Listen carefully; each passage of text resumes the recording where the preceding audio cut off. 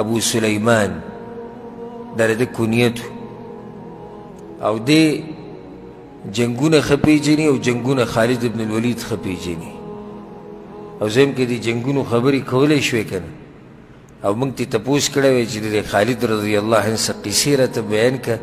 نو ناشنا واقعات به مې اورېدلی وی د چې کوم سیرت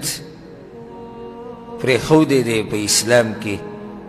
بلکې دی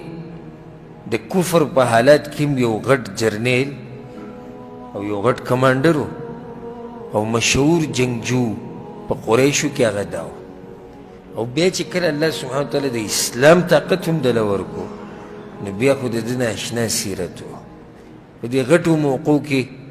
اکثر د جنگونو مشر او امیر د مسلمانانو طرف نه هغه خالد ابن الولید رضی الله عنه خالد ابن الولید رضی الله عنه تقریبا 100 جنگونه کړي د الله لپاره 100 جنگونه 100 چې سپیري د الله په لار کې جهاد له وتلی او چې دا خبره به کوله په جړا به شو وایي ما دا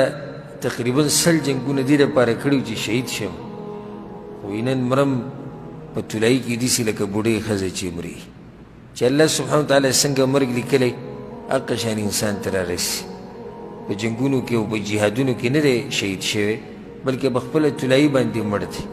او په دې جسم کې یو ځای روغ نه و نه په دې ملا کې او نه په دې خېټه او سینه کې خو یا د تورې ګزارو او یا د غشي ګزارو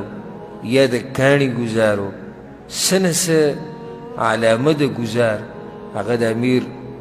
امیر المجاهدین او امیر الجهاد خالد ابن الولید رضی الله عنه په جسم کې هغه نښه وه خالد ابن الولید رضی الله عنه چې کله د دنیا نه لاړ نو هغه ناشنا حالات راغلي وو په مؤمنانو باندې او ناشنا سخت راغلي وو په مؤمنانو باندې نو بیا زنانو جړل په مدینه کې ډېر په عمر ابن الخطاب رضی الله عنه پسې په عفوا په خالد ابن الولید رضی الله عنه پسې د عمر ابن الخطاب رضی الله عنه په دور خلافت کې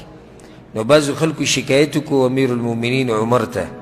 چې دا زنانه په ده پسې جاړي او که تیبه نه کړي او دا خو ډېر سخت قانونو په دې هغه پابندي لګولې وه چې څوک به جړاګانې دا به نه کړي خو چې کله خالد ابن الولید رضی الله عنه وفات شو بې اختیاره په مدینه کې د هر ځای نه جړاګانې وې او غم و نو چې کله خلکو شکایت وکړو